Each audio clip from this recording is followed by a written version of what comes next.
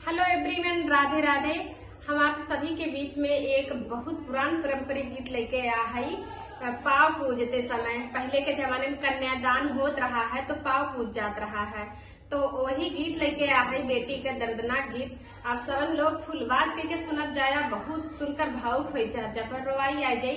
गावे के मन ना करत रहा, लेकिन जन है आप सबन के बीच में जरूरी है गाई बजाई, तो सब जनी सुनत जाए। फुलबाज करके जैसन लगी कमेंट करके जरूर बतावत जाया। तो सुनावत है।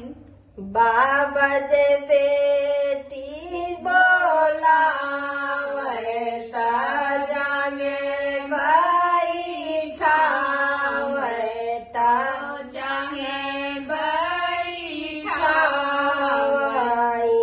बहिनी माया जे बेटी निकाल जाई से जाला मचली बहिनी माया जे बेटी निकाल जाई से जाला मचरी। चाचा जे बेटी बोला वैता जागे